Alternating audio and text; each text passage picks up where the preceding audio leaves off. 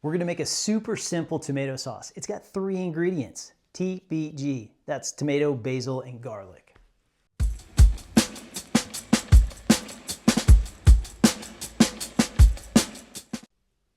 This is not grandma's tomato sauce. It's not gonna have meatballs or chicken legs and Italian sausage in it. So we're making a very basic tomato sauce that we can use across lots of different applications. Its neutral flavor profile is gonna lend itself to not only making like a gnocchi or a spaghetti or something that is kind of Italian-ish, but it gives us tomato product on hand if we wanted to make kind of a quick last-minute sort of bolognese, if we wanted to have tomato product to make chili or some Indian food.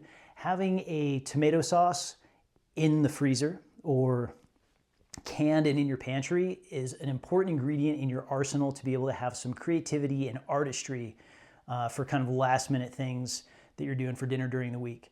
But it also sets you up to, do pizza and not have to make sauce. And I like to do pizza. We do pizza once a week.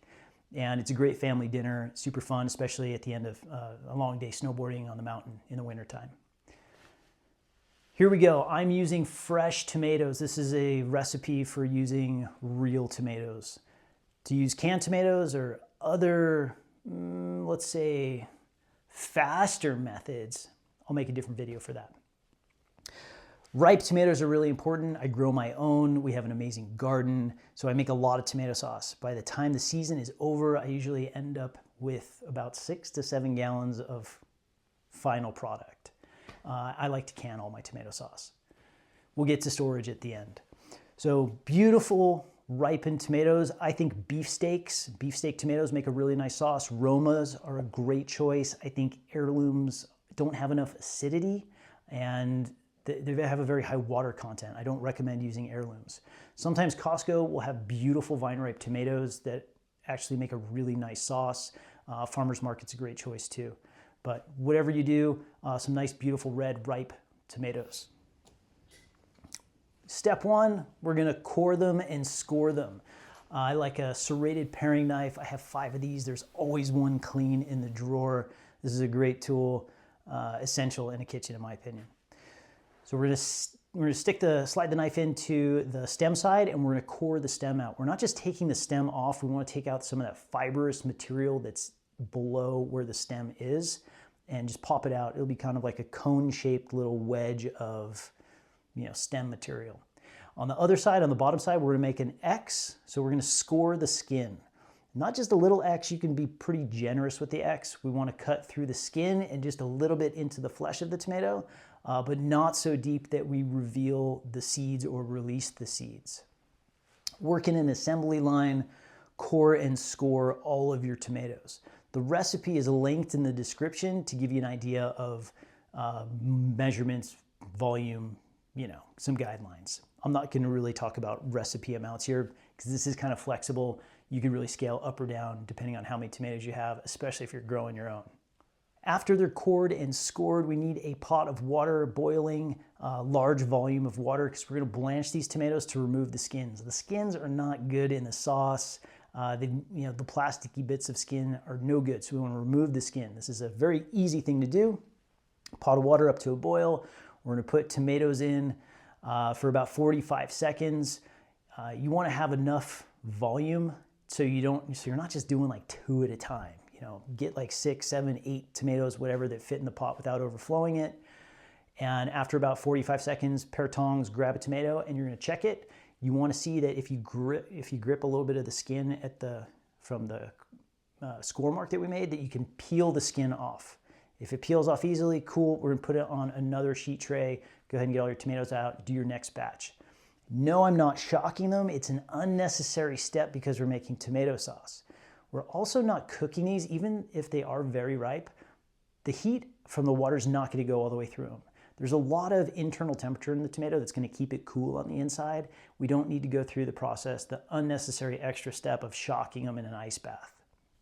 They're gonna cool off pretty quick based on the ambient temperature inside the tomato and just the fact that, air temperature won't be a problem. If we were using these tomatoes for like petals and doing like oven roasted tomatoes or something like that, then yes, of course we would shock them to maintain the integrity and the aesthetic of the tomato petals. But that's not what we're doing. We're making sauce. After all your tomatoes are blanched, we're going to go through and we're going to remove the skin. That skin should slide off very easily. You can use your serrated paring knife to give you a little bit of grip just to peel it off. We're going to discard the skins. We're also going to cut the tomato in half, like across its equator. So not down through the stem from top to bottom, but if it were hanging on the vine, we'd want to go across the middle of it. So skins off, tomatoes cut in half, and now next process. So do all that, and then we're going to go assembly line, the next step, which is removing the seeds from the tomatoes. So we don't want seeds in our sauce, so we're going to take them out and just by hand. If you want rubber gloves, go for it, but stick your fingers in, pull the seeds out, discard into a bowl. We're not keeping the seeds. We don't need to strain the liquid out. This is trash. If you get 95% of the seeds out of the tomatoes, you're in good shape. No need to really kill yourself here. If there's a few stragglers, it's okay. So now we have all these peeled, seeded tomato halves. I like to puree all these halves now. You could deal with this after, at the end. I think it's easier up front, and then I don't have to deal with putting garlic into a high-speed blender or dealing with a food mill. So this creates efficiency. I think it's an intelligent shortcut. It's going to make the tomato sauce smoother, but also not to the point where it's watery or thin. There's going to be a lot of body to it because we are going to have reduction and tomato paste that give the tomato sauce body. So I puree all my tomatoes in as many batches as I need to in a Vitamix high-speed blender until they're smooth. There's no need to add any additional liquid. They'll get going, and you'll have all this beautiful tomato puree. All right, so we've got our tomato product. Let's turn it into sauce. 3 ingredients, right? Well, maybe 4. We're gonna go olive oil into a heavy bottom pot. I'm using a 8-quart all-clad stainless steel pot. An enameled cast iron pot would be a good choice. You're gonna get your olive oil, 3-4 tablespoons, whatever it is. Chopped garlic, very finely chopped garlic, so we have a nice distribution of it into the sauce at the end. We're gonna lightly brown the garlic and the olive oil over like medium heat. I don't want to go dark brown because a darker brown garlic is going to give the sauce a sweeter caramely flavor, and that's not what I'm looking for. I want the garlic to be an accent, to bring more acidity and flavor. So I'm going kind of light golden with maybe some specks of brownish on some of the smaller pieces of the chopped garlic. Sweat it all out, release those aromatics, hit that color I was just talking about, and then we're going tomato paste. Recipes in the description, don't worry. And the tomato paste, I generally turn the heat off just to, get the tomato paste in, get the garlic absorbed to it to stop browning it. And then I want to toast up the tomato paste in the pot. I'm going to evaporate off some of the liquid, caramelize the paste a little bit, develop a little sweetness. As you have control over the heat of the pot, you can turn it back on to like a medium heat and then just finish kind of coloring it a little bit. You can kind of see how some of it's starting to caramelize onto the bottom of the pot. That's okay, no worries. We're gonna deglaze it with the tomato puree. So here it comes, puree in. We can crank it all the way up nice and high, and we're gonna stir it up real good. We wanna deglaze some of that brown tomato paste off of the bottom of the pot and distribute all the paste into the sauce. The paste will serve to do thickening. So you can control thickness of your sauce with the tomato paste, but it's also gonna add flavor also. We're gonna bring this up to a boil. We want to get it rolling, get it moving, and then we're going to turn it down to, kind of a simmer. We're using fresh tomatoes. It's going to be really watery at this point. For fresh tomatoes, I would say that you're probably going to end up reducing it reduce off 1/3 to 1/2 of its volume to get a sauce that's a good consistency. So you've got quite a bit of reduction to happen, depending on your interpretation of a gentle simmer. It should take 2 to 3 hours. And kind of a back burner type of project, I'd come by every 15 to 20 minutes and just stir it and make sure that it not only is it on a nice smooth simmer, but it's not sticking to the bottom. You should be in good shape if you're using a heavy bottom pot. Salt, I'll get like a decent amount of salt here in the beginning, maybe a tablespoon or so, depending on the volume, of course.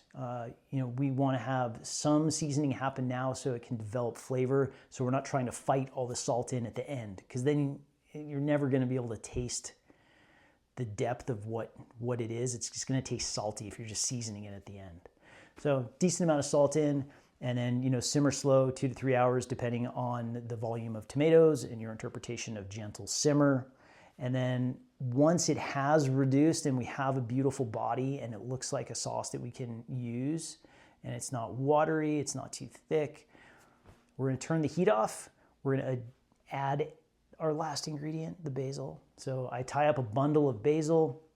If you buy one of those little clamshells of basil at the market, I'd probably use the whole thing and then just tie it up with butcher's twine. We're not chopping the basil because then we would have black flecks of oxidized basil in our sauce, and that's not pretty. We want to be able to get the aromatics and the flavor from the basil in the sauce, and then be able to remove it and throw that thing away, that bundle of basil. So I've turned the heat off. I've got my bundle of basil in. We're going to adjust our seasoning with some salt. You know, hit the flavor that you want. Season to taste is a subjective thing. You're the chef. Salt's important. It's going to add, you know, depth to the flavor of the sauce overall. An under-seasoned tomato sauce is just a really sad thing. Just really falls flat on its face. So salt's important. You be the judge of how much is enough for you, and, you know, consider what you're going to use this in.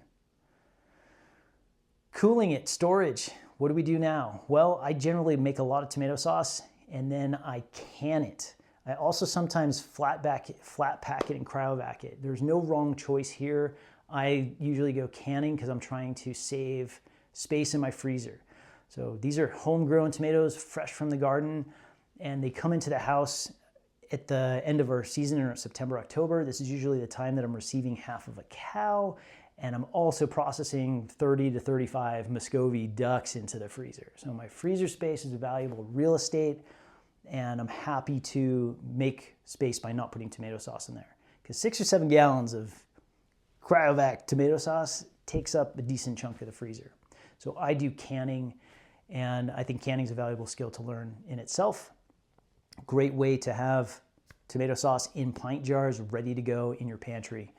So link in the description if you want to get a canner. It's a pretty inexpensive tool and can make, you know, making tomato sauce also easier because you don't have to cool it. You can go from hot tomato sauce, you know, let your basil steep for maybe an hour, let it cool off a little bit, and then you get it hot again, pack it in hot jars, put it in your pressure canner and process it, and then you're done. It is a project in of itself. The alternative is to ice it down in, you know, an ice bath and then measure it off in like maybe 16-ounce, you know, pint portions into cryovac and then cryovac them. And that works, and that's great. Really easy to defrost cryovac tomato sauce, and then you can just put it into a mason jar for storage. If you're just making a small batch of tomato sauce and you've scaled this recipe way down, if you're just gonna ice it down and refrigerate it, it'll probably last, you know, 7 to 10 days in the refrigerator. But generally you make this in a big batch and then you need some long-term storage solution. So cryovac and freezing, or canning if you know how. Those are my go-tos.